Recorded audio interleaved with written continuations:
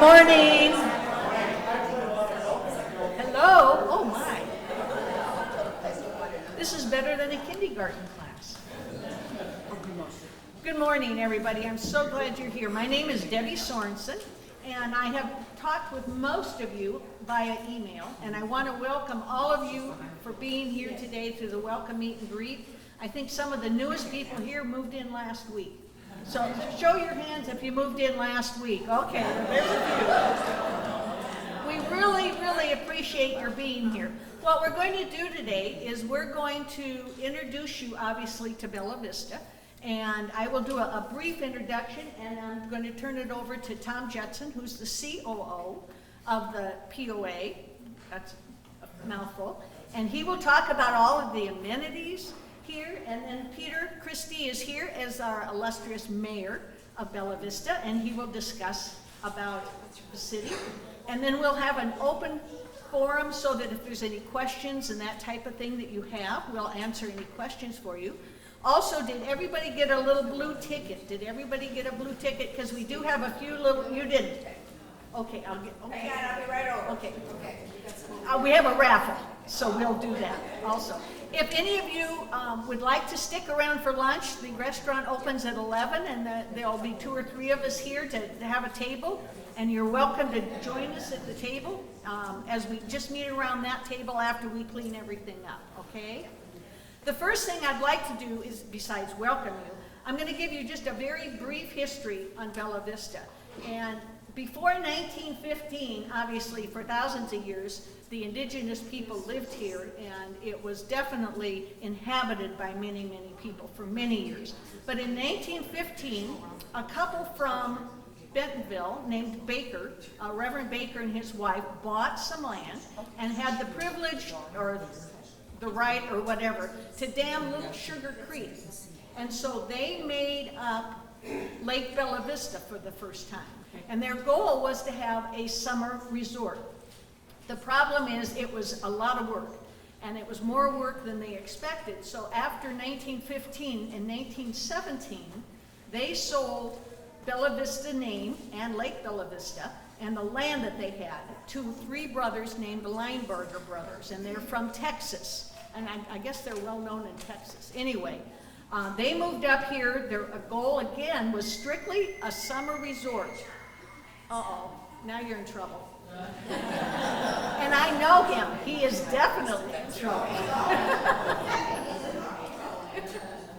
Anyway, in 1917, the Lineberger brothers took over Bella Vista. Again, their goal is to keep it in the summer resort.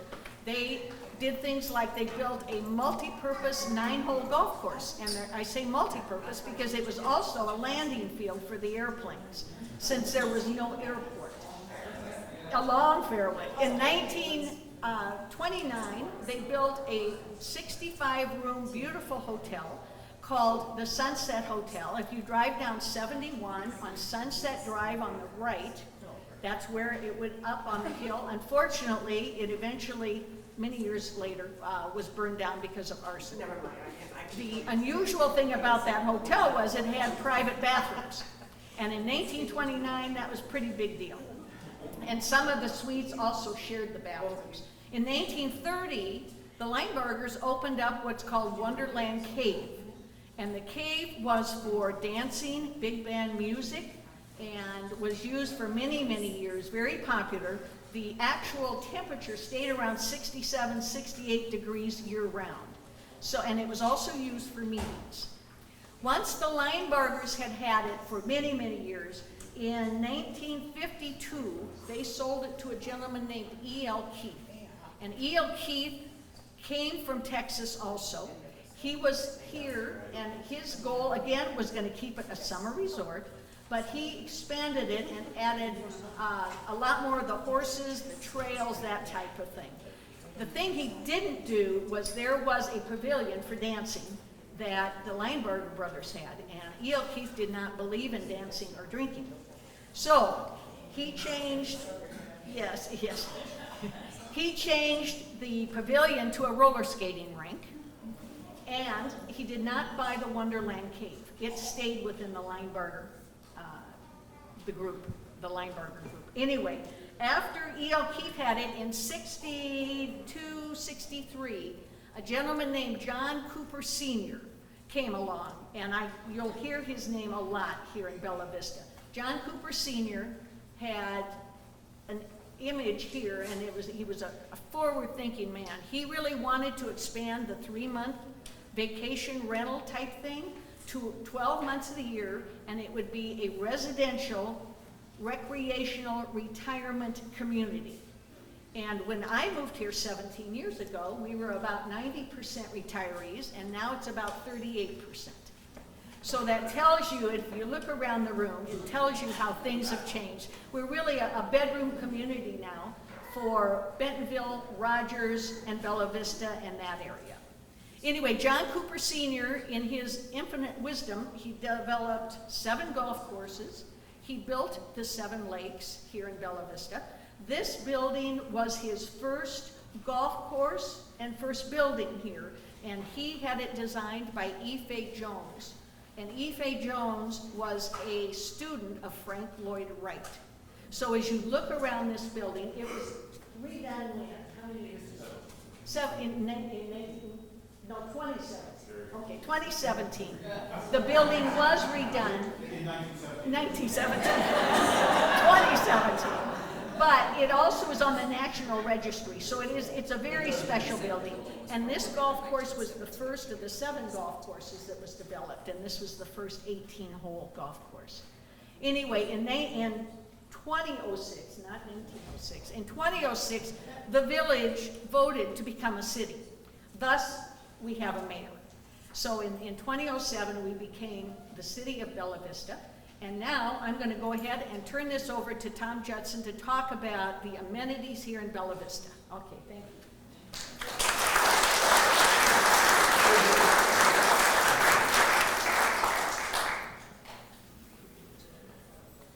I always make fun of you, you know that. She's used to it. I'm Tom Judson. I'm the Chief Operating Officer of the Bella Vista Property Owners Association. We are the 2nd largest POA in the nation. Didn't know if you knew that. So we're going to talk about some of the amenities, but first of all, I want you to grab this sheet right here, because for many people, it's a little bit confusing because we have a governance that's kind of a 3-legged stool.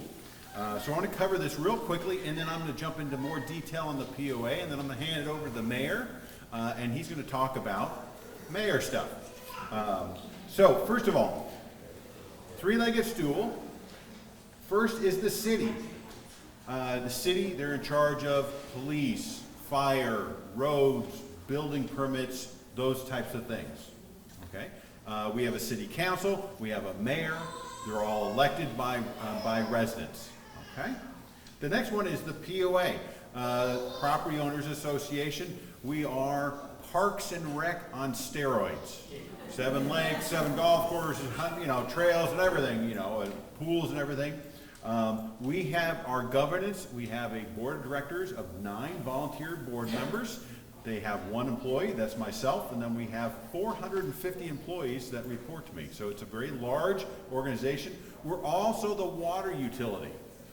Okay? And then the last one is the ACC. The ACC is the Architectural Control Committee.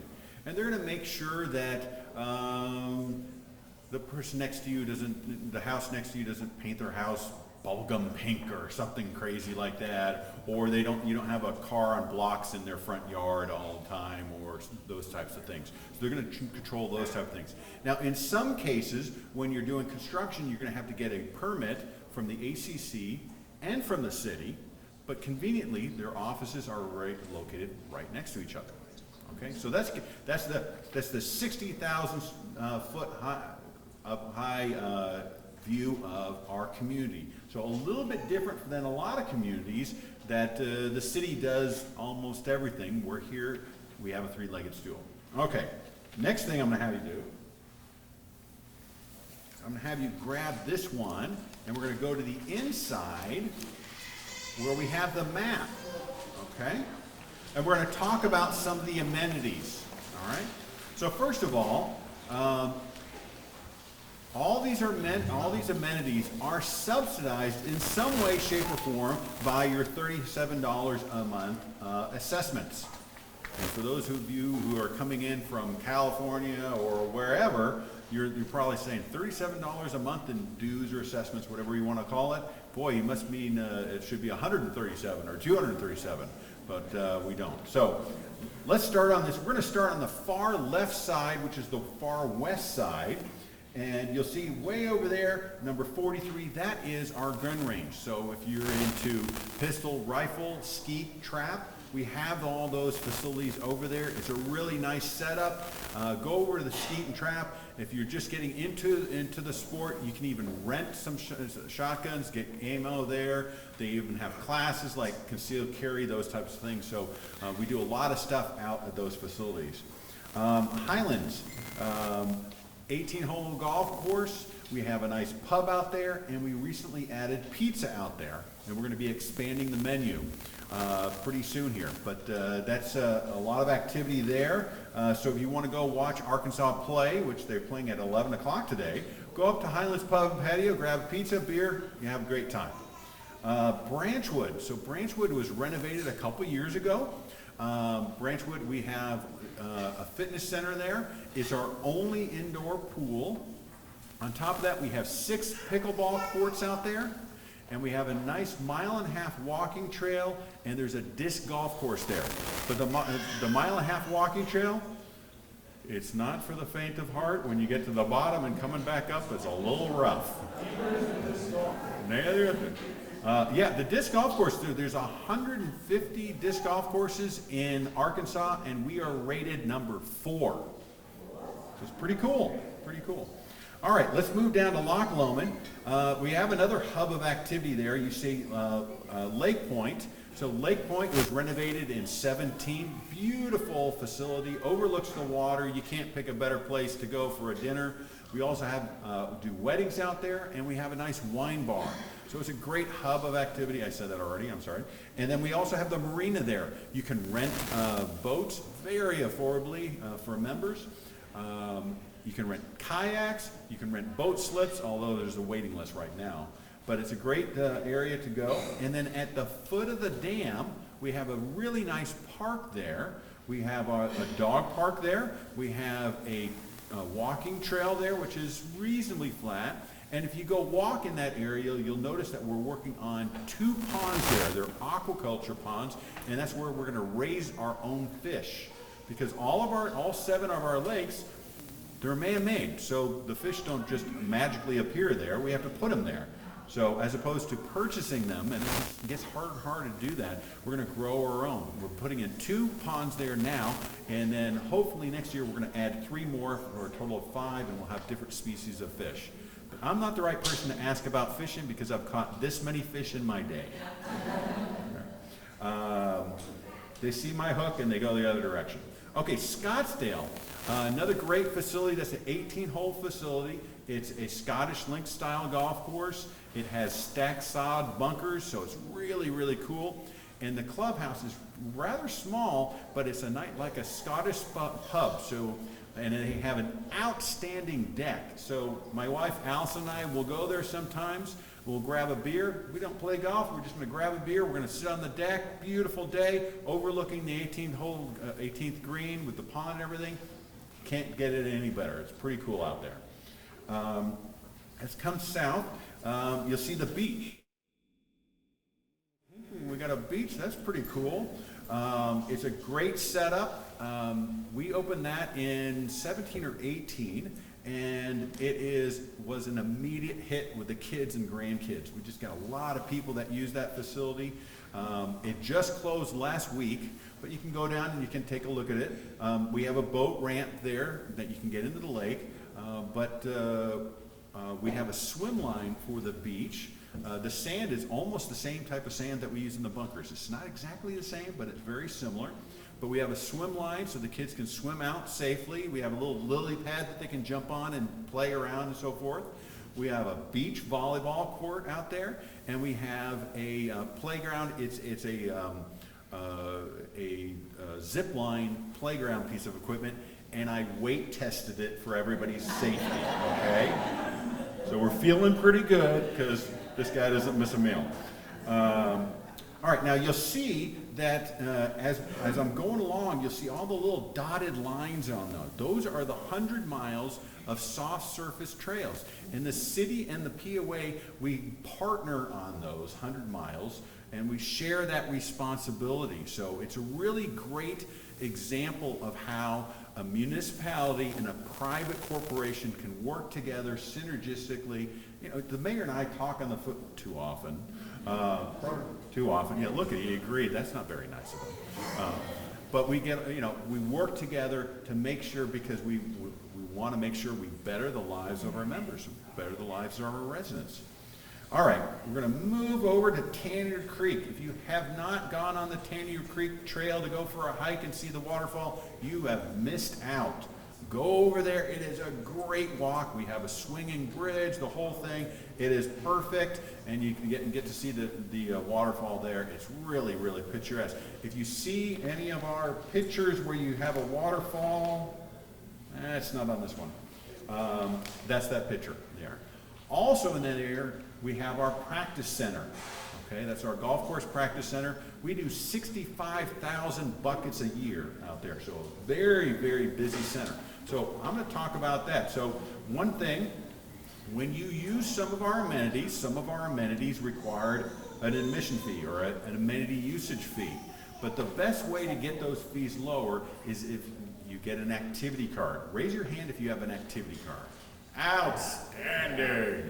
All right, best deal in town. $30 a year. You get unlimited use of the gym facilities, the pools, the beach, entrance into the gun range, free green fees at Brittany Golf Course, free practice range balls, and 10% off your food purchases at any of the POA restaurants. You can't do any better. We do about 17,000 of those a year. We got a couple families here. If you have a family, if 2 people in the household purchase activity card, you get up to 5 free for the kids, as long as they're under the age of 18. So you could have a family of 7, and for $60 a year, you get unlimited use of the beach, unlimited use of the pools. That you can't do any better. Okay, so let's keep on going. We're going to go south now, and you see where Reardon Hall is, Reardon Fitness Center. Okay, that's a hub of activity. So we have Reardon. Now, Reardon is going to be closing next week for a major renovation. That building is in October of next year. It will hit its 50th year. And so it's going to be completely renovated. The fitness center right now, on a pick on the fitness center, it is absolutely not meeting our members' needs. So it's going to actually, if you go into that building, it's currently on the right side. It's going to flip to the left side. We're going to double the size of the fitness center, and we'll have 24-hour fitness capability. So if you want to work out at 2 o'clock in the morning, I don't know why, but if you want to work out at 2 o'clock in the morning, go for it, okay? But it's going to be a lot better setup, and the building just needs a lot of love. It's older. In that same area, on that upper parking lot, we're going to build a new member services facility. Right now, when you went in to sign up for your water or you got your activity card, if you didn't do it online, you either went to Huntley or Metfield. We're going to relocate that and have one facility in the center of the community. We're going to have drive-through capabilities, and we're going to make a lot better experience, because when you go to Huntley, our employees do an outstanding job on customer service, but the facility is like going to the DMV. And that's not a good comparison. So we need to up our game. Anybody here work for the DMV? Did I just insult them? So we believe in warm blanket customer service. It's a cold day. You walk in and you get that warm blanket put around your shoulders. That's the kind of customer service we want to provide to our membership. Warm blanket customer service. And we do that by and large, but we need to always try and do better. All right, in that same area, we have a tennis facility. We have 8 tennis courts in that area. And we have Kingsdale, which we have an 18-hole golf course and 9-hole golf course. There's a restaurant there. There's a bar there. So with a lot of activity in that one area, it's also a trailhead, easy way to get on the trails. There's a playground there and a kids' mini golf course there that was just renovated about a year ago. All right, we're going to go straight north. where it says BB Bar Grill. That's where we are. Deb talked about this is an E. Fay Jones building. So this is a great restaurant. Another place that you can go watch Arkansas play. I can't believe when I got here in 16 I would be promoting Arkansas football, but I'm hooked now. So it'll happen to you guys too. But a great facility, 18-hole golf course, and this is where our corporate administration offices are located. All right. We're going to go all the way to the far east side, the right side of your page, Met Field. So Met Field is a 27-hole facility. Also, you have 18-hole golf course, which is Dogwood. You have a 9-hole golf course, that's Brittany. So when I talked about the activity card, free green fees at Brittany, that's where you can go. So it's a great way, if you're just getting into golf, that's a great way. You take some lessons, you go play at Brittany, so forth. Yes, and so it's free green fees, but if you want a cart, then you're gonna have to pay $5, something like that. Yeah, it's pretty good. And in that same area, we have a little pub over there. Close to there, we have one of our outdoor pools. We have a bike skills park. So this is a great place for kids to learn how to ride mountain bikes. This was a gift from the Walton Family Foundation back in 17. It was a $170,000 gift, so that was pretty cool. It's also the northernmost location of the Razorback Greenway. That's the termination of the Razorback Greenway. The Razorback Greenway is a 10-foot wide trail that goes 40 miles south to Fayetteville. So if you're into street biking, you can go on a 10-foot wide trail and head all the way south and be safe the entire route. Not at one particular time, but on different trips, I've gone the entire stretch. It's an outstanding asset for the entire community. Thank you to the Walton Family Foundation. Let me back up. All 100 miles of soft surface trails that we have was funded through the Walton Family Foundation. So they have been great stewards of this community and very helpful. 18 million bucks they put into Bella Vista alone, something to that nature. So that's outstanding. I mean, you talk about different communities and they'll say, hey, we got a mile worth of trails. We got 100. Bring it. All right, let's go down to Blowing Springs. So Blowing Springs, great location. We have a 60 RV spots there. We have primitive camping where you can sleep on the ground. I don't know why you'd want to. Not for me. We also have the tiny cabins. Go by there. Take a look at the tiny cabins. They're extremely popular. If you're claustrophobic, don't go to one because they meet their needs. They're tiny, but they're great. They're rented all the time. And if you go through there, you'll see license plates from all over the place, and you see bikes, and they're having a great time. We also have the Gear Garden, which is our version of the beer garden. So it's a great place. It's nice shade. We just installed some Edison lights because it's getting to that time of year where the evenings are still beautiful, but it gets dark early. So we just installed some Edison lights. So that's all that's going on. And I skipped over all the different lakes that we have, which are outstanding. So those are all of our amenities that we have to offer. And I'm sure I missed some stuff. We have playgrounds all over the place and so forth. Now, I'm going to quickly give you just a quick thing about the 3 for 3.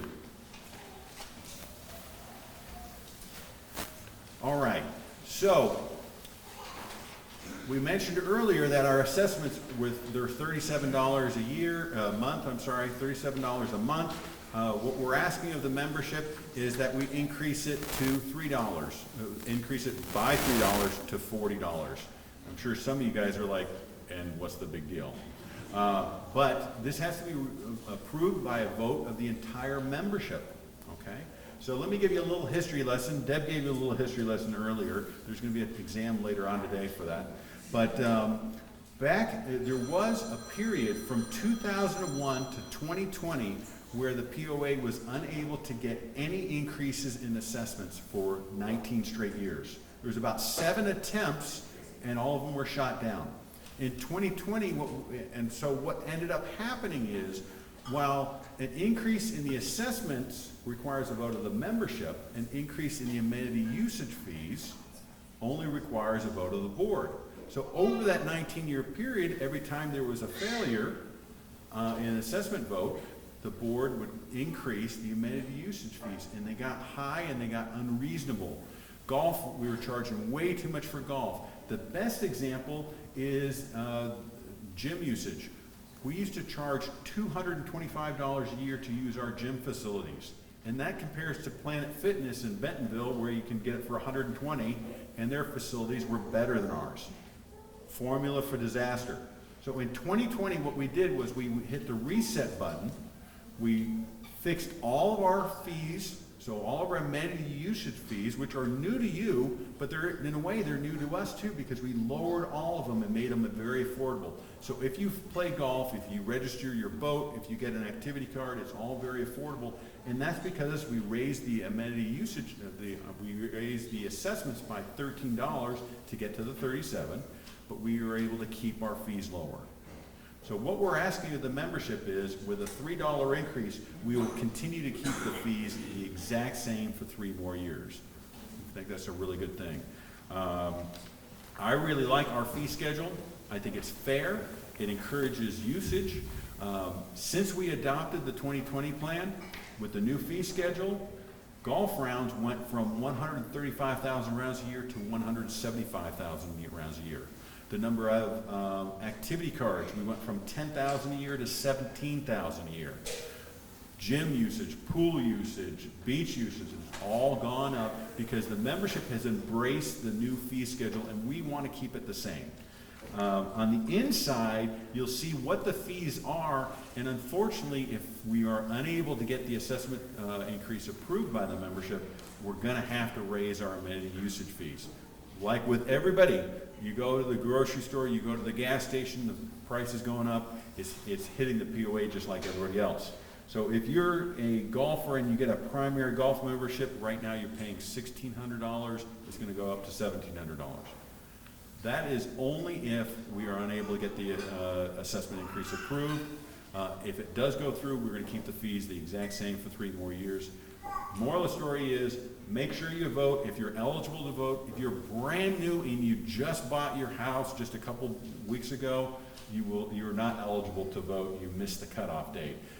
But if you are eligible to vote, make sure you vote. We have to have at least 50% participation to reach quorum, okay? If not, we have to go out for a second vote, which would be a total waste of time. So we'd rather get it done the first time. So if you have not yet voted, please do so. I've taken up way much of your time, so I'm going to turn it over to the 5-year plan. Okay, so on Wednesday, we had a meeting. It was a community meeting, and the a recording of that meeting is available on the POA's website.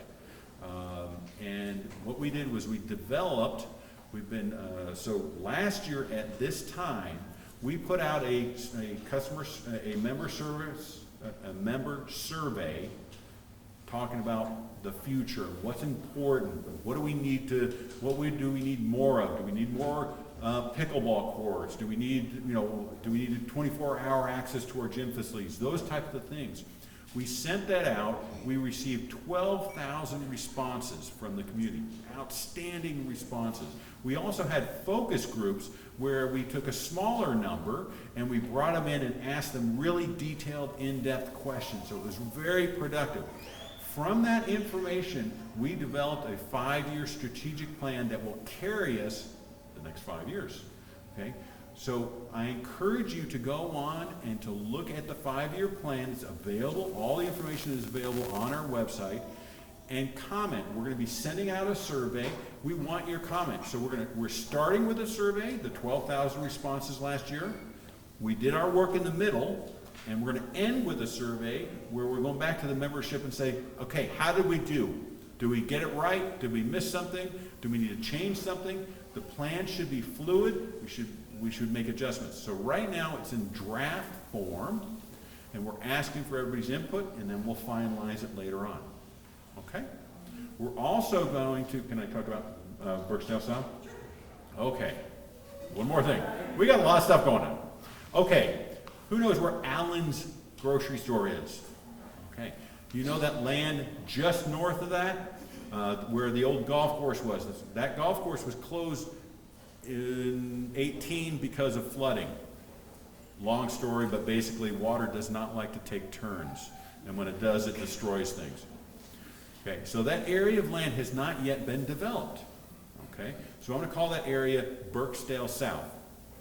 Now, do you know where Casey's is, which is right across the right across the way? DQ is there. A new bike shop's going to be opening up over there. Right now, in that, just behind that area, there, the Walton Family Foundation, keep on saying that over and again, they gave us funding, and we're putting in a walking trail, a half-mile flat concrete path walking trail. There's going to be a playground for the kids. It's going to be a natural playground with like rocks and boulders and logs and so forth. We actually had a vote amongst kids, dependent kids, and we had them vote. And they said, hey, we want, we've seen the plastic playground equipment, we want a natural one. Great, we'll do that. We're going to have picnic areas. We're going to have a parking lot, and we're going to have a tunnel there. If you've gone on that trail over there, people come down Reardon Road a little bit too fast, and there's a crosswalk, a little bit dangerous, so we're going to put in a tunnel there. So all that is happening right now, so you can go over and take a look at it. So that's on Birksdale West. And then Mercy Way, if you've gone to the hospital or if you've gone to Blowing Springs or the Gear Garden, that bridge is getting renovated. It's going to be a 5-lane bridge, and one of the lanes is going to be for bikes. And that's another terminus of the Razorback Greenway. And so 2 months ago, the board of directors voted to connect, to allow the Walton Family Foundation to fund and connect from Mercy Way all the way on Birksdale South to the trail behind Casey's, Birksdale West. All right, so we're going to have a nice trail right there. It's going to be an outstanding place to walk, but we still have 30 acres of land. So we sent out a survey to the membership. We're saying, okay, tell us, what should we do with that land? Now, there's some restrictions on that land. It's in a flood zone, which makes it a little bit challenging. City doesn't always like things to be built in flood zones. There's a lot of restrictions. He's such a killjoy. And then also there's a deed restriction on the land which only allows us to use it for recreational purposes only. So we can't put a strip mall in there or something like that, okay? But other than that, we have 30 acres of land, and we want your input on what should we do. Now you'll notice I'm not going to state any examples. I don't want to place any thoughts into anybody's head. But come back and give us your responses. We're going to do a 2-step survey. The first part of the survey is we're going to give you an open-ended, just write it out. We're going to limit the number of characters because I don't need to read that much. Because when we did the other survey, we received 12,000 responses, and when people got really lengthy, it's a lot to read. So we're going to limit the number of characters, and then the second step is we're going to collate all those, we're going to rank them, and then we're going to go back out to the membership and say, okay, here were the top 10, tell us what you feel is the most important of these 10, and we're going to try and fulfill as many as possible. We believe in multi-use areas. If we can accomplish 2 or 3 of them at the same time, that would be outstanding. So if you have not yet received that survey, please look in your spam filter. That's probably where it is. But that's enough. I've taken a lot of your guys' time. We got a lot of stuff going on. In my opinion, it's a lot of really exciting stuff. This is the best place to live in the United States.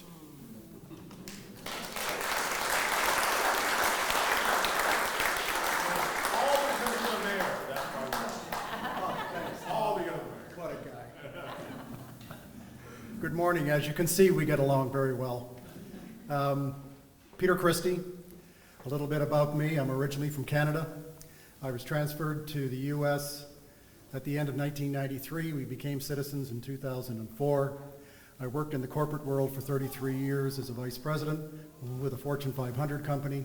I ended up here because I was asked by the CEO to come and fix the Walmart account, which is still is that company's biggest account.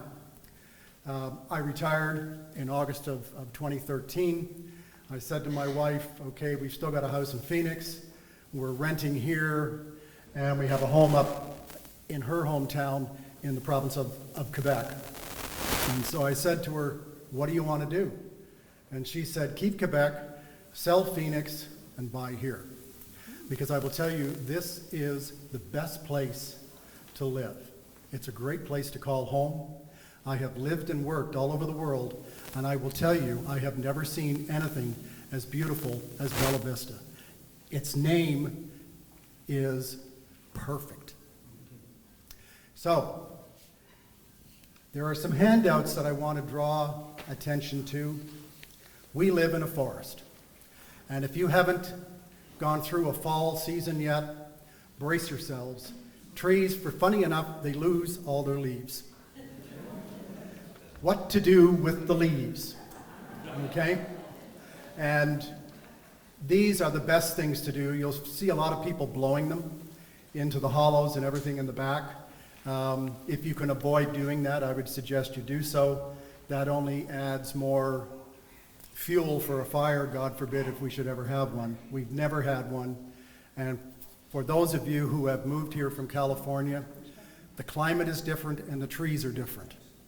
So we've had some people say, with so many trees, what happens if we have a forest fire? And so the chief and I, fire chief and I, have been sending out the message, it's a different climate here completely.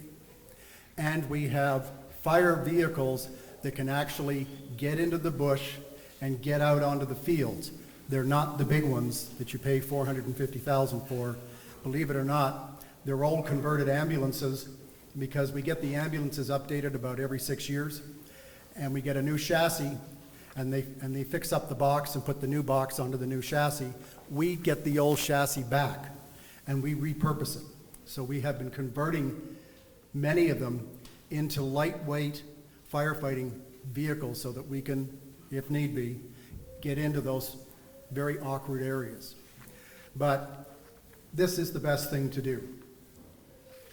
Secondly, how many people are on a septic system? How many people have been on a septic system before? Good. We are working on a campaign right now to make everyone aware of the septic process, especially those who have never had it before. So, there's this handout. On October the 11th, up at the courthouse, which is on Lancashire, up in, if you know where Duffer's Restaurant is, we're going to have an evening with speakers from the health department and other groups talk about septic systems. We also, in the handouts today, we have a user guide to a septic system. Please take the time to read it. When you have the opportunity to buy wipes and they say they're flushable, no, they're not. And if they have diapers and they say they're flushable, no, they're not. Okay? Most of the homes here have, I call it a garburator in the sink. It's a disposal. Don't use it. Okay? Septic systems don't like them. A typical septic system, if you take care of it, will last anywhere between 40 and 50 years, especially if it's concrete. And if you take care of it, you won't have a problem. If you have a problem, most of you are probably on lot sizes 1/3 of an acre. Your whole backyard is the septic system, okay? If it fails, the Department of Health has to come out and look at it. You cannot put your lateral lines back where they were. And they may not even let you put a new tank in the same place where the old tank was. The only option left is if there happens to be a second lot and you own it, great, then you can put the new system over there. Sometimes the POA, if they have a lot beside, will consider an application to let it go over there, but there's no guarantee, okay? So the next option is to put an above-ground septic system in at a cost of $25,000. So point being, please take care of your septic system. Read this. If your septic system was not pumped when you closed the deal on your house, get it pumped now. There are two companies up here, BBB Septic and State Line Septic, and they will come and pump it, and they will inspect your lateral lines. Also, many of the septic systems have a diversionary valve. Mine doesn't. But many of you might have it. It's a box usually. And every 6 months, you turn a dial and it diverts the sewage from some of the lateral lines over to other lateral lines so that those lateral lines can get 6 months of rest. So it helps the longevity of your septic system. Also, our financial statements. I bring them all the time. We are in extremely good health. For those of you that like to look at this stuff, which includes me, we have a very strong balance sheet. In fact, stronger than we probably need. If you look at the cash side of the house, I have $17 million in the bank. My average annual budget is about 17 to 18 million, and the annual projected salaries for next year is about 11 million. I don't want to be caught in a recession and letting people go. So I have amassed enough money that we can survive through it and have no furloughs and no layoffs, because we need to keep servicing you. And frankly, a pothole doesn't give a damn whether it's good times or bad. It needs to be fixed. So if you're looking at it and you go, my God, Christie's got all the money in the world, it's sitting there. If there's no recession, then we pour it back into new projects. Peter, would you tell them that there's copies of all of Yes, this? there's copies of all this on the table behind me, and I have spares in my bag. Okay, let me get rid of this stuff.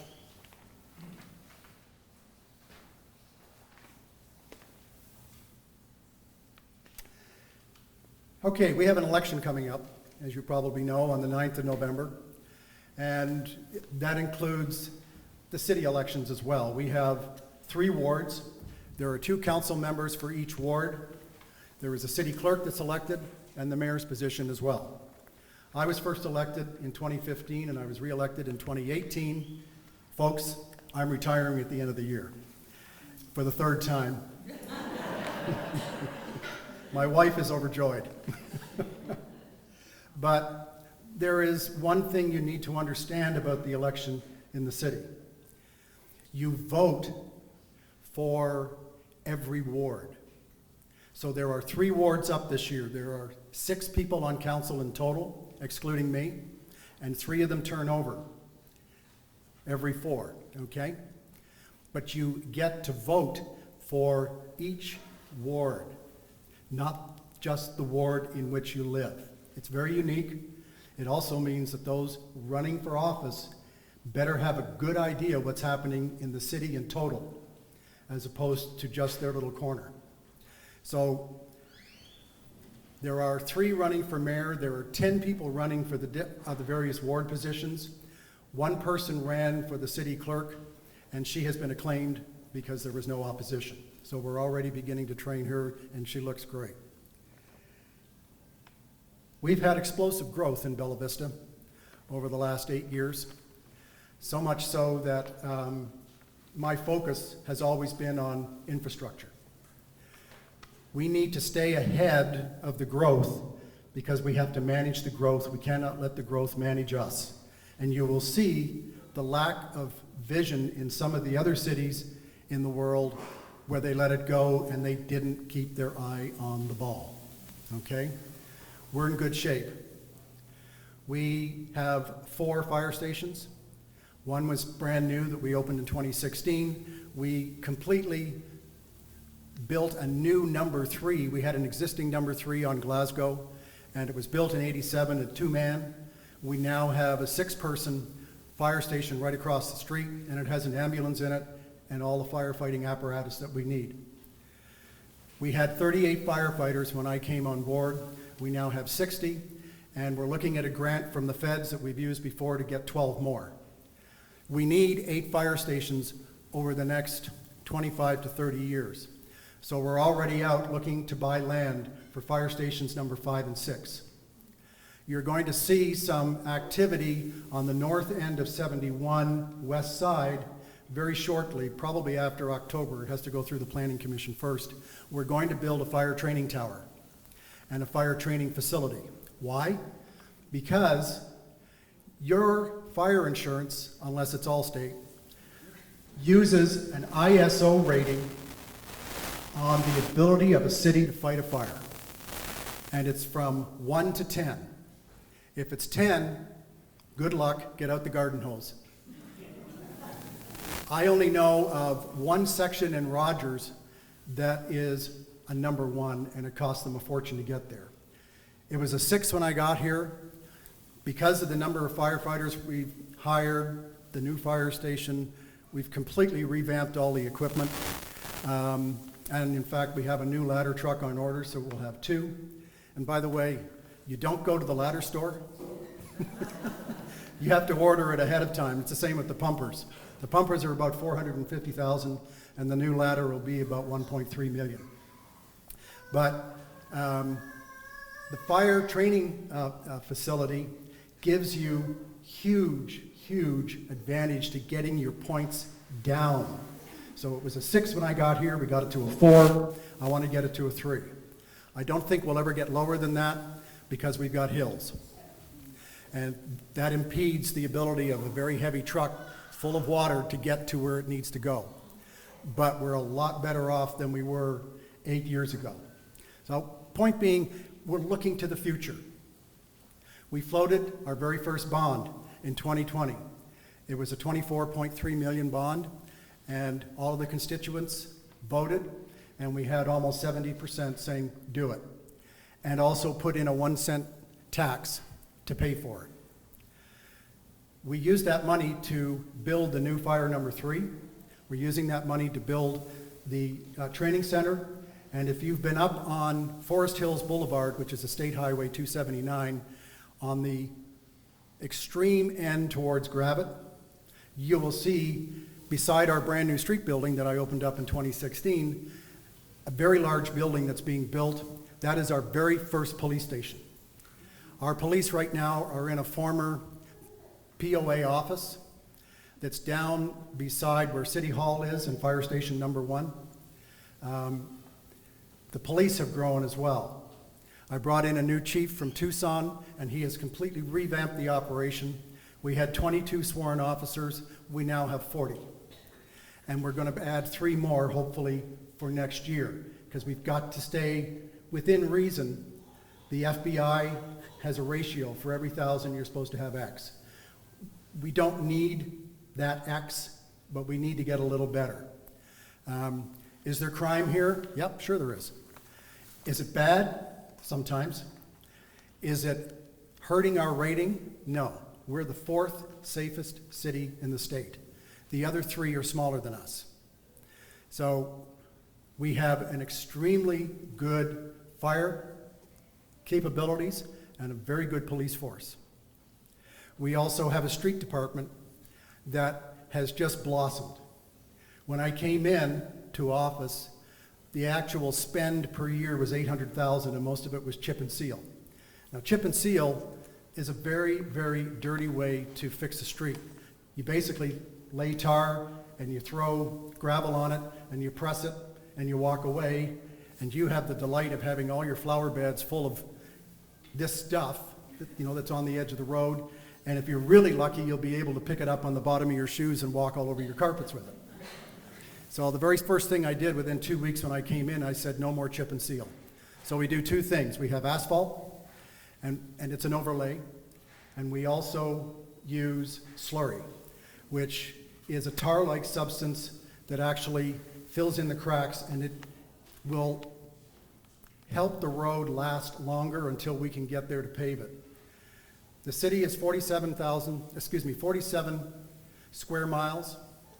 We have 2,772 streets, and it's hard. We have more miles of streets, 550 miles, than the city of Little Rock does. Now you'll notice there's some big difference here. We have no drainage. The streets were first put in by Cooper. Any new subdivisions now, because of our code, has to have drainage, such as the one that's down here that was built a few years ago. So drainage is the #1 problem here. And we're constantly battling against it to try and get new culverts in, et cetera, et cetera. So we have a good street building. We have a good streets committee. We know the condition of all the streets. We've had a company in here twice over the past few years that have gone down and run a machine that actually picks up and analyzes the condition of every single street. And that helps us figure out what street is next. And it's working. We had 186 miles of streets that were in jeopardy. Every one of them has been fixed. We had some roads that were gravel roads. They are no longer gravel roads. They've been taken care of as well. And again, it's staying ahead of the curve.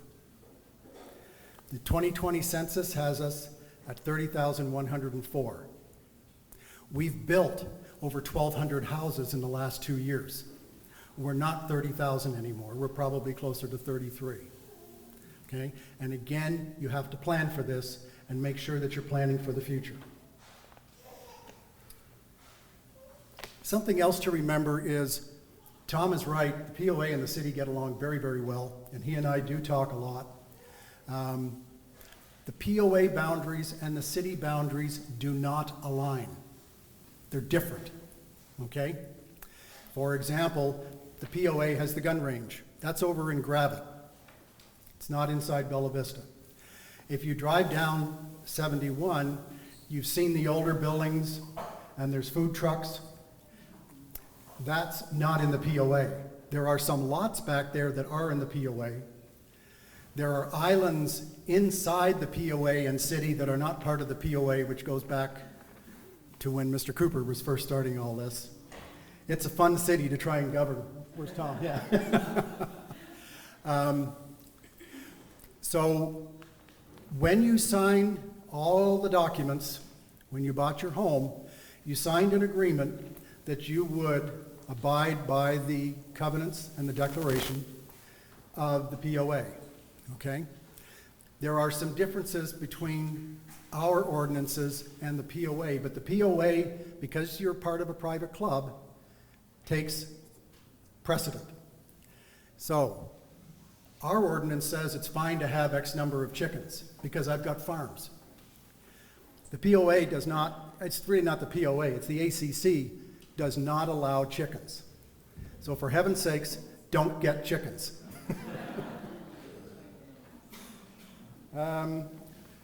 If you need to get a permit, Tom showed you that nice little flyer earlier. The chances are pretty high that you'll need a permit from the city and a permit from the ACC. Both of them are located beside each other up in the shopping center where Duffers is, same place as our court.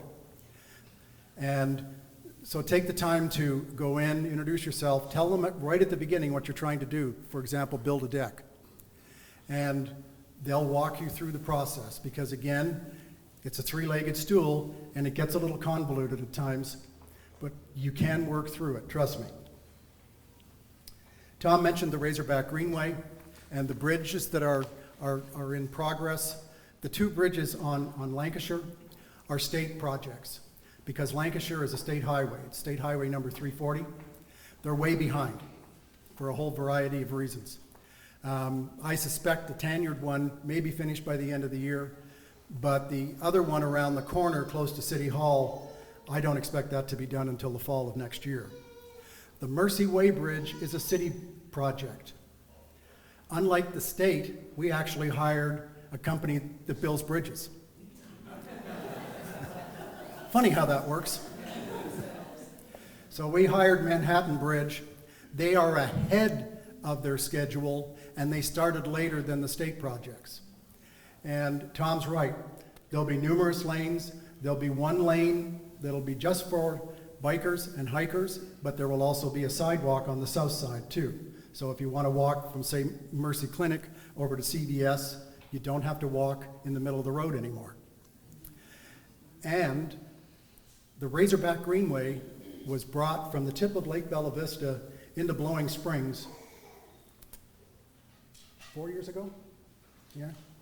And again, it was all paid for by the Walton Family Foundation. The Razorback Greenway extends from Fayetteville all the way up to Blowing Springs. Then we built a connector, we being the two of us, using Walton Family Foundation money again, and we built a connector up into Metfield. So if you're living in the Metfield area, you can technically get all the way down to Fayetteville on a bike if you so desire. The technically is because there's a problem with Lake Bella Vista. It's called Lake Bella Vista, but it's in Bentonville. Okay? And the dam failed a few years ago, and there was a faction that wanted to take the dam right out and make it a flowing river again. And so Bentonville was working with all the groups, and then the money disappeared because it took too long. So the FEMA money went, and the Walton money went, and then they started to regroup, and then they got into the middle of a lawsuit with Cooper Communities. And I won't take you through it all, but that lawsuit has been in play now for 3 years. It's gone to the appellate court. It was kicked back to the district court.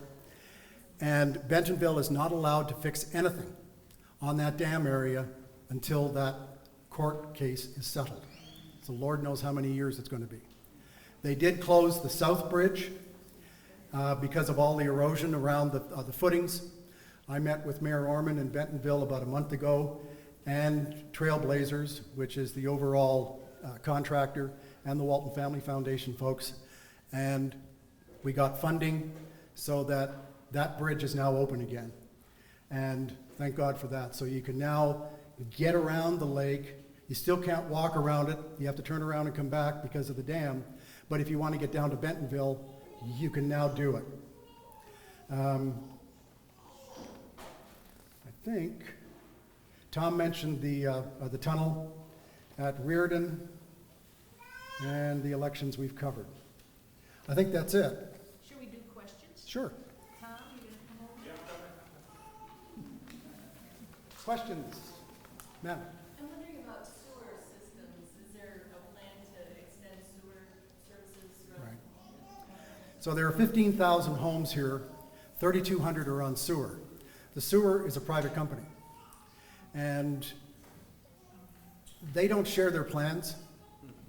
I haven't seen any new pipes go in the ground for probably 2 years, so I'm not quite sure what they're doing. I would like to see sewer, because I think I'll share the worst nightmare that the two of us have, is every septic system that's around every lake fails on the same day. Heaven forbid. But I would like to see more sewer, absolutely. Yes, ma'am. Just being new here and new to propane, Yes. is it recommended that we pre-buy propane and have them fill it up every month, or do you just have a service come out once a month to do that kind of thing? Is there a recommendation? Or? I'll tell you what we do, is we use it for the fireplace only. And we have 2 bottles, and every so often I'll shake the bottle. And if I can shake it, that means it's probably getting empty. And so we call the service that we use, and they're pretty good. They're back out in 2 days, and they replace the bottles. No, not little bottles, but Well, they're 100-pounders. I think they're about this high and about that round. Okay, so it's 500 gallons. I would, and there should be a meter on the top that tells you. Okay, I would say when you're down to about a quarter, I would call them, have them come in and fill it up. So they'll park on the road and they'll run a hose in, and away you go. Yes, sir. Yes, yes. That's very true, because the price will go up. Yes, sir. What's the total number of lots that are built versus Well, there were, what, 32,000 lots? 34? So we have 39,000 lots in total. There's 15,200 that are built on. There are about 5,000 unimproved lots that are owned by improved property owners. Meaning, like I own 2 lots. I own my home, the lot that my home is on, I own the next one over because I'm antisocial. I don't want to be next to my neighbors. Because it could be him. He's gonna miss this at the end. This is your last one, isn't it? Now there'll be one more in One December. more? I'm gonna make it worse on him then. But that's a bit about it. Yeah. Yes, sir. Is there any plan for what? Yeah, we're working on an ordinance now. Okay, the question is there any work being done to regulate Airbnbs, which are also known as short-term rentals, STRs? And the answer is yes. I cannot have a 3-bedroom house being advertised, bring all your friends, all 19 of them, on a septic system.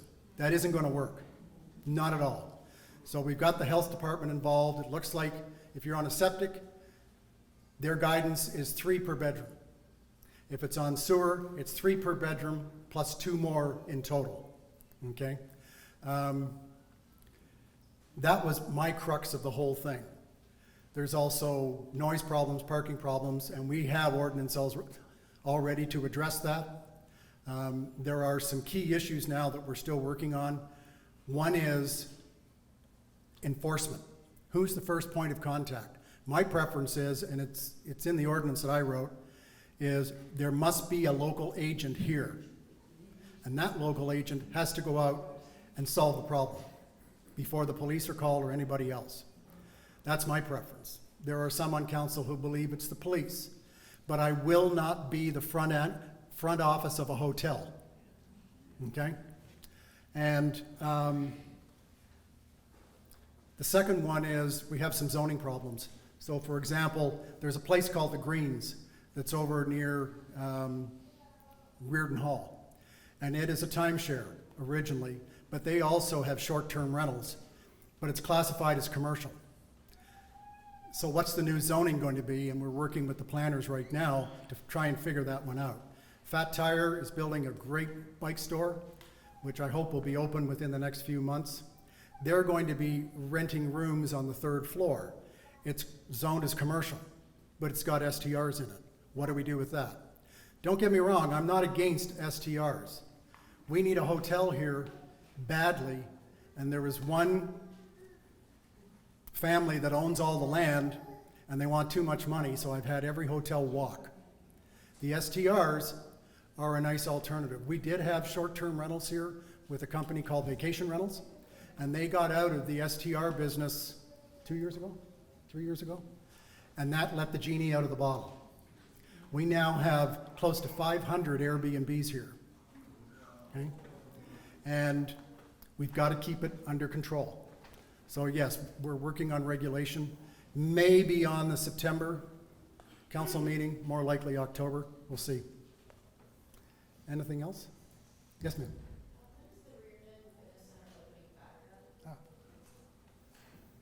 Whenever Tom decides to get in shape, I had to say something. It's a little accurate. A little accurate. So we're going to be closing. We're estimating a 12-month closure. With that being said, the supply chain issues are a huge problem. We got word that getting the electrical panel is going to be an issue, getting the new HVAC issue. So it would not shock me if it was more than 12 months. The original plan was to have a grand opening on the 50th anniversary of the building in October of 23. We might be a little bit late than that. But we are moving a lot of the equipment over to Metfield to beef that up.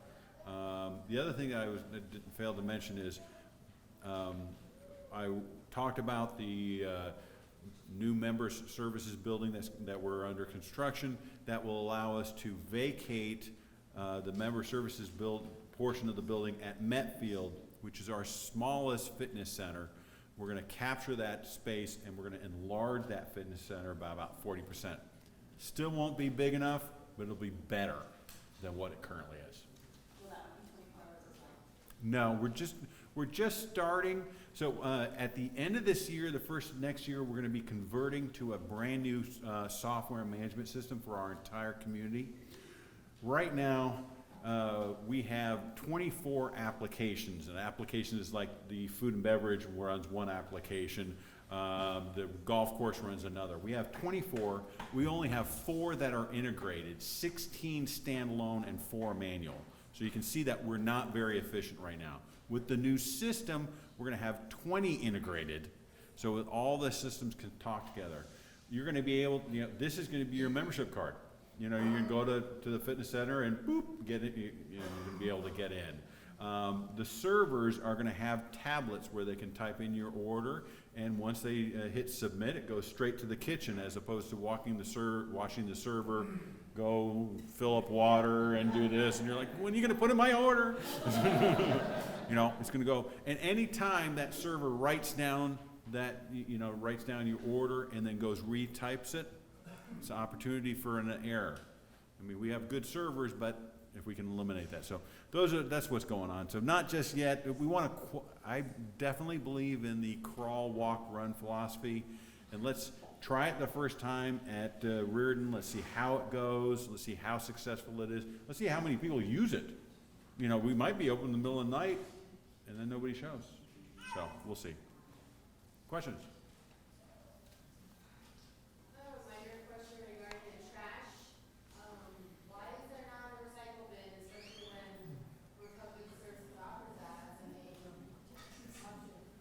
Republic Services at one point did offer pickup, and they had 300 takers and they were losing money on it, so they stopped it.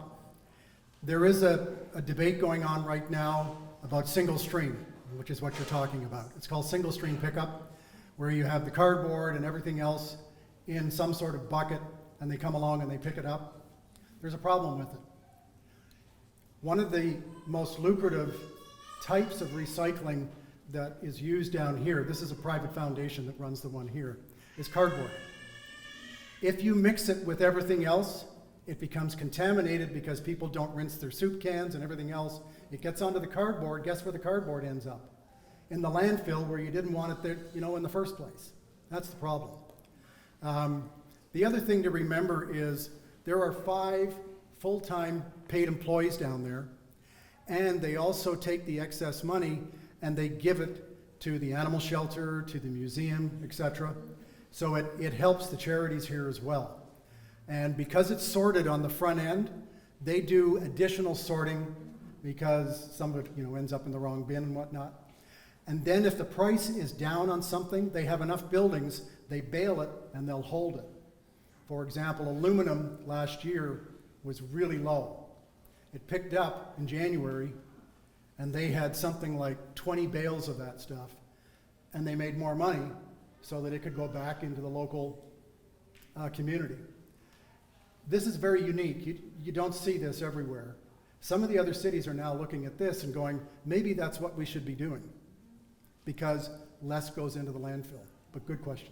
Thank you.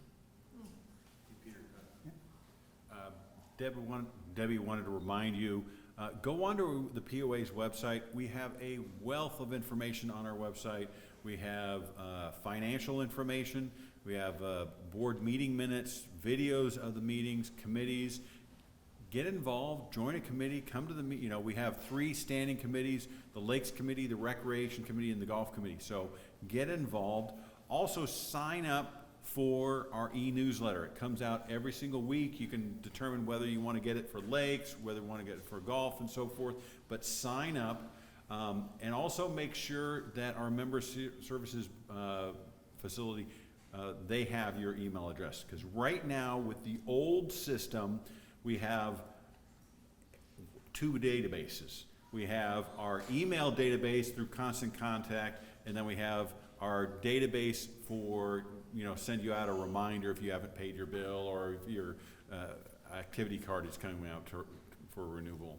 Right now, those two databases do not speak. And so that becomes an issue, like when we send out ballots for the election or for an assessment vote, you might be receiving your weekly newsletter. Well, the POA has my email address, but if it's not on the other side, and this is the side that we use to determine who's a member in good standing. So it's a little bit of an issue until we get through the upgrade. But sign up, get the newsletter. It gives you a lot of information about what's going on, fun stuff that's going on. We do music at all of our facilities. At the Gear Garden, we're having a wine tasting later on in October with Scott Reddington, one of our managers, is going to be at Lake Point. So we have all this kind of fun stuff, but you won't be able to attend if you don't know about it. Any other questions? Yes, sir.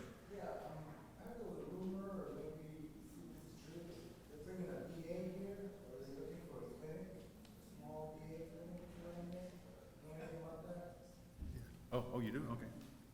Yeah, my neighbor works at the VA, and she has told me that they are looking for a spot up here. I don't know if they found one yet. They're playing it pretty close to the chest, but yes, they are looking for some place up here. Tom was quite right about the supply chain. Out at the police station, there is one key piece of hardware that we don't even know when it's coming in. They keep telling us it's probably in Singapore on a ship somewhere, which really helps a lot. And I've been in Singapore and I've seen all the ships and, okay. It's the electrical panel. Kind of important. We were hoping to open at the end of the year. I don't think we're going to be able to. The contractors are still in there with power that has been brought in by Carroll Electric. Now here's the epitome of bureaucracy. Do you know what they call that power? Temporary permanent power. How the hell did that happen? Is that it? Okay, good. We're going to draw for, everybody pull out your little blue tickets. Is that it? We have 4 books that we will, yeah, go ahead. Because they don't trust you, I have to pull it. Okay, ticket number 289-298. 289-298. Okay, these are books on Bella Vista. We have ticket number 289-306. Right here. Okay. 306, okay. We have 289-296. 296. There we go. Good. And lastly, 289-309. 309, way in the back. That's great. Number one, I want to thank you all for being here today. Secondly, if you'd like to stick around for lunch, please feel free to kind of mingle over here by the water and the coffee, and we'll go into the dining room. Secondly, we have the museum is over here. They have a wonderful pictorial book. They are open from Wednesday to Sunday from 1 to 5, and it's well worth the visit to come and look around and learn about Bella Vista. Thank you all for coming, and we'll see you later.